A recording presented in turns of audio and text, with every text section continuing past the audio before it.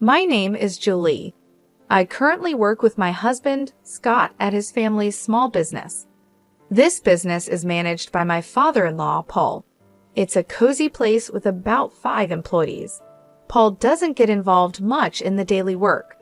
Instead, Scott, who will soon take over as president, works hard. He looks for new clients and projects, showing his dedication to growing the business. When we have a big project, all the employees come together enthusiastically, creating a vibrant atmosphere. I have been working here for 12 years since I got married. Hey Julie, how long do you plan on clinging to our family business? My mother-in-law, Olivia, asked this as I came home early to make dinner, while Scott was still at the office. Olivia had retired from the business when Scott and I got married and seemed happy about her retirement. But now, with more free time, she often criticized me. "What do you mean by clinging?" I asked, trying to stay calm. Olivia sharply replied, "Exactly what it sounds like. You must have married Scott because you couldn't find a job anywhere else, and now you're just taking advantage of our company." I sighed to myself. These kinds of comments from her were becoming more common. When I married, I left my previous job and joined Scott's family business by choice, not because I was fired. For some reason, Olivia thought I was completely unskilled at my job. I said before that it's not that I couldn't work somewhere else. I chose to join Scott's company, I told her. But she answered dismissively, "I can see right through your real intentions." She thought she knew everything about me and walked back to the living room. However, the problems with my mother-in-law weren't just her words. She had quit her job promising to look after the house, but she never helped out. My father-in-law often asked her to do some chores since she was home all day, but she stubbornly refused, saying, "I've worked all my life, now it's the daughter-in-law's turn to do the housework." As a result, I usually ended up making dinner.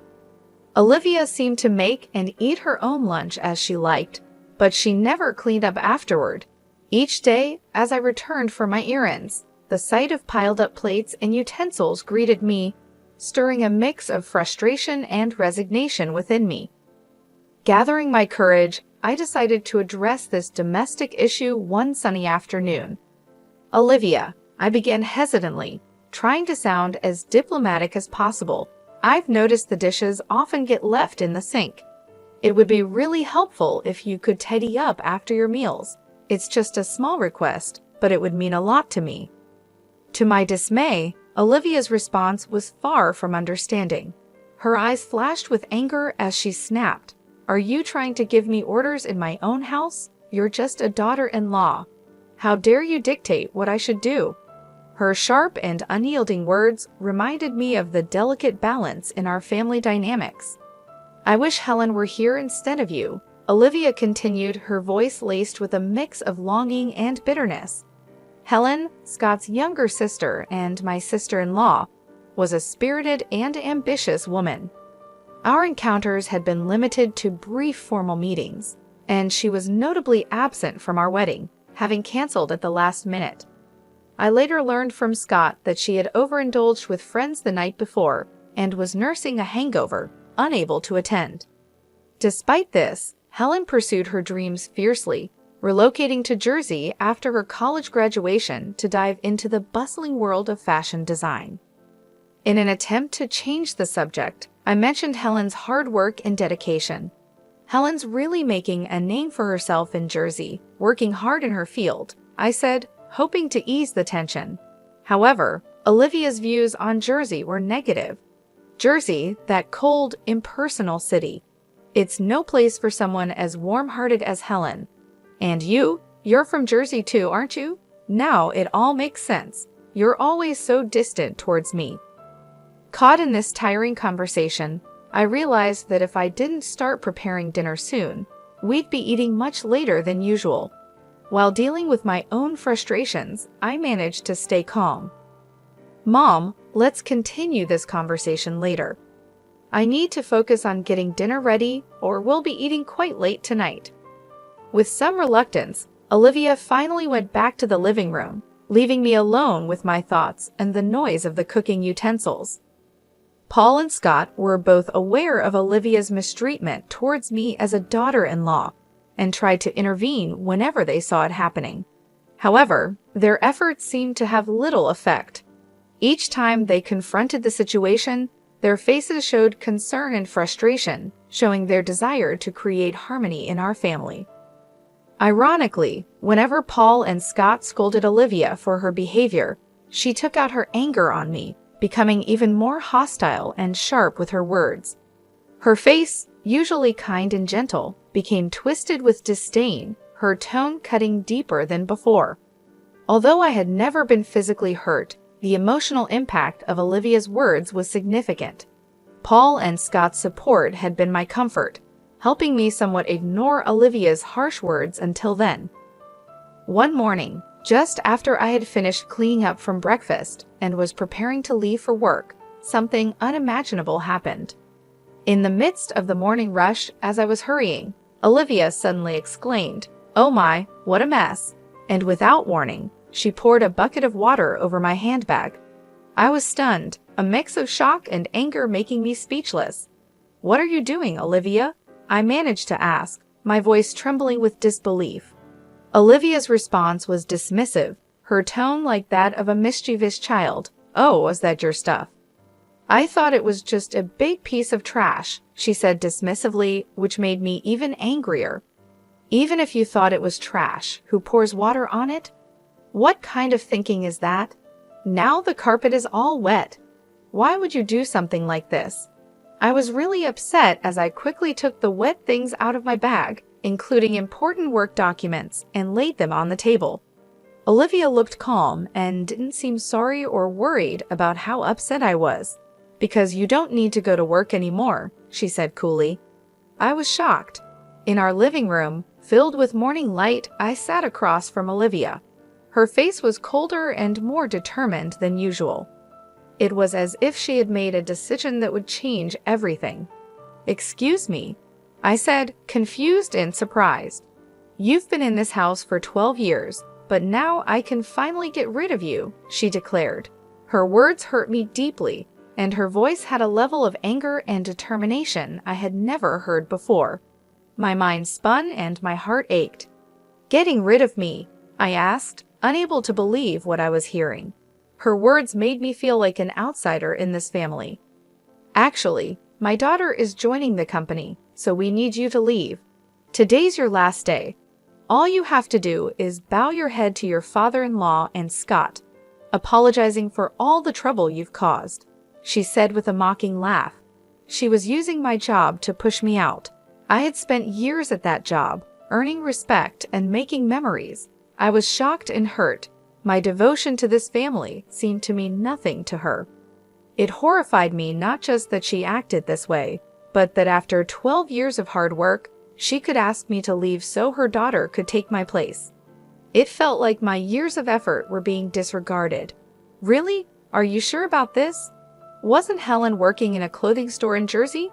I asked, reflecting my confusion and worry. My job was more than just a paycheck. It was my way of fulfilling myself.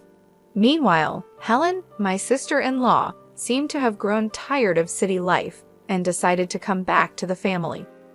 She said she was tired of the unfriendly people in Jersey, so I told her if she came back home, I'd have a job ready for her. She agreed to return immediately. "Now that she's coming back, I want you out of this house," she told me. I couldn't believe her words. She was ready to turn my life upside down with just one decision, completely ignoring my role in the family and not even listening to me. She handed me an envelope, saying, "I've written your resignation letter," and just like that, she kicked me out. My heart broke. Everything I had built over the years seemed worthless, treated like just a piece of paper. Her actions deeply hurt our family bond. I walked to the company, just a quick 5-minute walk from my house. As I walked under the cool morning sky, each step was heavy with the weight of what was happening. When I told my father-in-law, Paul, and my husband, Scott, about what my mother-in-law had said, they were shocked but stayed calm. They suggested that maybe it was time for me to resign to show her the reality of the situation. This idea upset me deeply. I had worked hard in our family business for years and barely knew what a long vacation was like, aside from short breaks during Thanksgiving and the holiday season. Encouraged by Scott and Paul's kind words, "Why don't you spread your wings for a change?" I decided to go on a little trip. As I packed, I thought a lot about my life, my choices, and what was ahead. Meanwhile, my sister-in-law Helen, who was supposed to replace me at the company, shockingly didn't show up until 3:00 p.m. Her lack of responsibility disappointed Scott and Paul, who had been managing without me. Helen seemed not interested in learning the work despite their efforts to teach her. Hearing this made me worry about the future of our company, even as I looked forward to my trip. Leaving without seeing my mother-in-law, I quickly started my journey. During the trip, as I enjoyed the view from the train, I reflected on my life past, present, and future, and savored local seafood delicacies. I thought deeply about myself, my family, and our business. But on the 5 days of my trip, the peace was broken when Helen called me crying. "What's going on?" I asked. "Mom said it was an easy job, just sitting in a chair, but Scott and Dad are acting like I can't do anything right," she said. Her words, likely influenced by my mother-in-law, surprised me even as I was enjoying my break. I decided it was time to address the situation. "So Helen, how good are you with computers?" I asked her. Hesitantly, she replied, "Well, I usually watch videos online, and I play games too." This question was to see if Helen could adjust to a new job. Having worked in a clothing store in Jersey for a while, her computer skills seemed basic. "Do you know how to use Word or Excel?" I asked. Helen looked confused, showing she wasn't familiar with these tools in a professional setting. Even in clothing stores, tasks like managing sales data in Excel or recording customer info in Word are common. Have you ever worked with image editing, video editing, or audio editing software? Do you have any experience with such tools? I asked. Helen, clearly puzzled, replied, "What's all that?" This question aimed to dig deeper into her technical skills to better understand her capabilities. Considering her background in the apparel industry, it's unlikely she never used a computer. Tasks like tracking sales, managing inventory, and inputting customer data would have required her to use Excel. When asked if she can handle calculations for sales or fill in documents, she confidently said, "I can do that." However, when I asked if she could also calculate tax, her confidence faded, and she answered uncertainly, This question tested her math skills and her ability to use them in a business context. While Helen might have other skills, it was clear she was insecure about the necessary skills for the job. Her discomfort seemed mainly due to her struggle with calculations, which could explain why she faced criticism from Paul and Scott.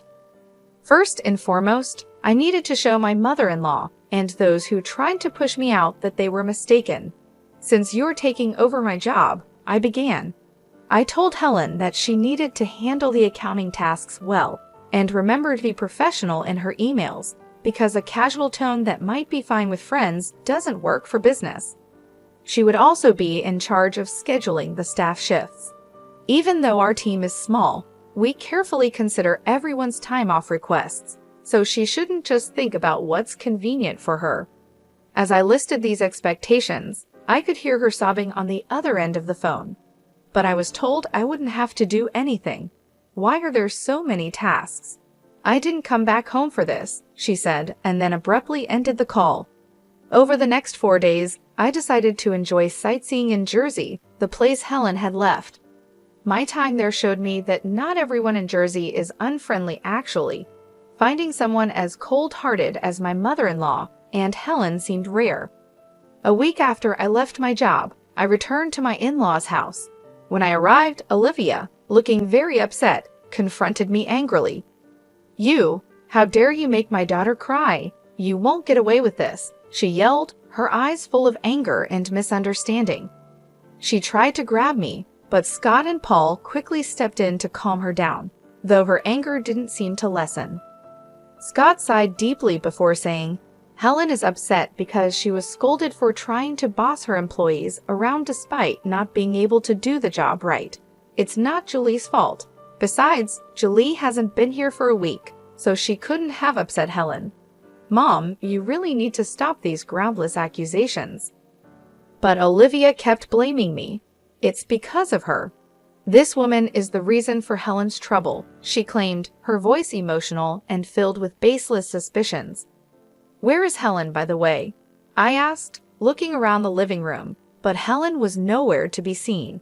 Her absence added more confusion to an already puzzling situation. While it didn't matter to me that Olivia was upset about Helen, I knew Helen didn't have many options since she had ended her lease at her apartment in Jersey. I thought Helen would be at her parents' house, but she wasn't there, which made me wonder. Helen's locked herself in her room. She's been crying and saying she doesn't want to go to work anymore, Scott explained. It seemed like Helen had avoided learning the job properly.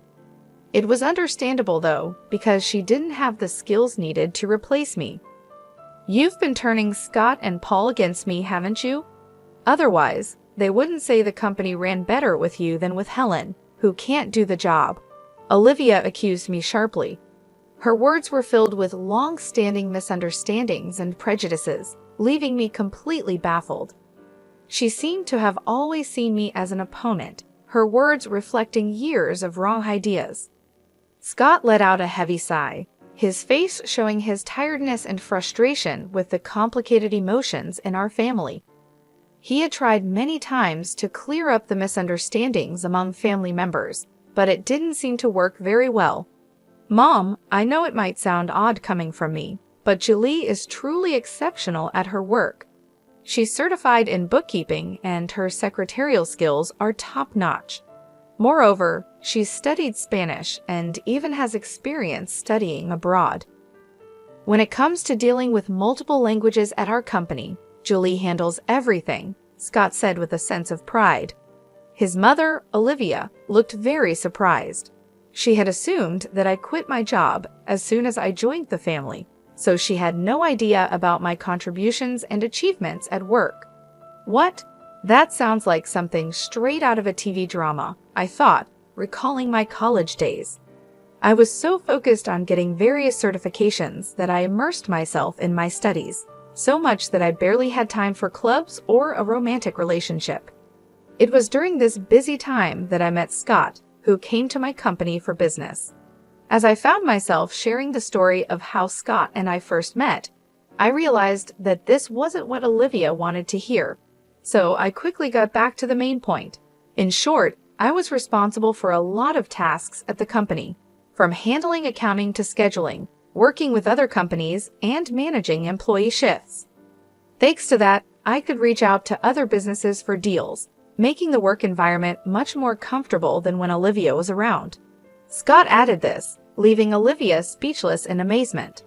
Just then, Paul, Scott's father, made a comment that surprised me. "We're going to shut down the company soon, actually.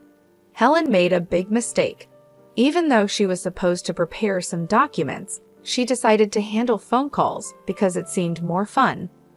While Scott and I were away, she ended up being rude to the person in charge from another company. Of course, I got a call to confirm this. Hearing this, I was so shocked that I instinctively covered my mouth with my hand. I can't believe Helen would do something like that," I murmured, filled with disbelief. The thought that Helen's actions might lead to the downfall of our company went through my mind, filling me with dread. However, as I was lost in these anxious thoughts, the story took an unexpected turn. When I explained the situation, they suggested it might be time to end the family business. "We had mentioned this to you before, right? About being absorbed by another company," they said. Then, the president of company stepped forward, saying he was interested if Julie and I were involved. This was an unexpected but long-hoped-for development. Running a family business has its limits, and it's uncertain whether we could consistently attract stable customers. That's why Scott had always worked hard in sales, trying to secure new clients.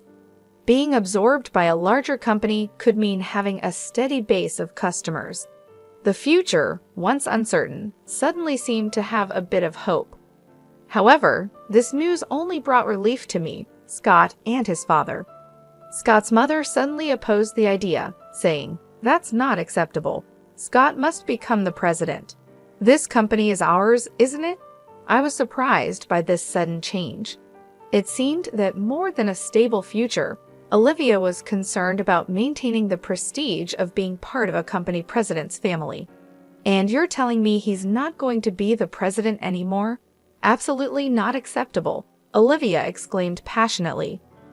This commotion caught the interest of Helen, who was upstairs in her room, leading her to come down to the living room to see what was happening.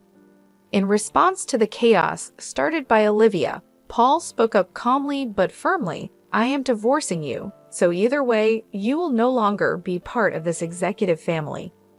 Not only have you not changed your attitude towards my son's wife, but you also neglect household chores. To top it off, you spend your days out with young men instead of being home. I have no intention of supporting such a wife any longer." This was news to both me and Scott. We were so shocked that we could only stare at Paul with wide eyes. It seemed he had planned to discuss divorce from the beginning, as he took out divorce papers and a photo of Olivia with a young man from the living room shelf, placing them on the table. "If you sign the divorce papers now and leave with your belongings, I won't ask for alimony. I know getting any money from you would be pointless anyway," Paul said. "So unfair. How can you say that? Haven't I been devoted to this house all these years?" Olivia protested. "Devoted to this house? Have you done any real housework in the last 12 years? Does spending someone else's money on young men count as devotion to the house?" Paul countered. It was the first time we saw him this angry. Seeing this, Helen, who had come down to the living room, was visibly shaking from shock. "Helen, you're part of this too. You came back home because you couldn't make it in Jersey, and now you can't find a job, but still act superior. In the end, you stopped working entirely. Who did you inherit this escapism from? It's time for you to leave this house too," he continued. Next, we saw Helen's shock and resistance. She believed she was an important member of the family, but the reality was different.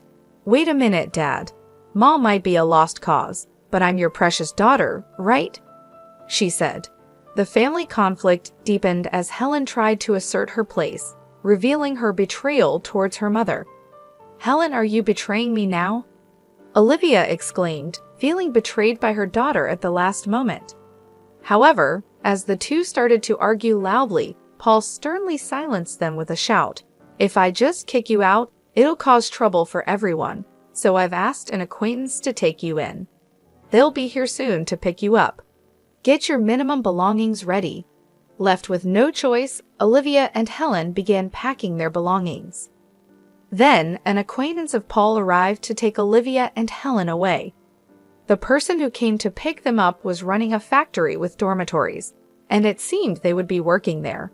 Meanwhile, Scott, Paul, and I talked to the employees about the company being absorbed and prepared for the busy days ahead for our future. Finally, I found out I was pregnant. When I told the president of Company A, he was delighted and promised to send someone to replace me, which was a huge relief. Currently, Scott and Paul are working even harder for the sake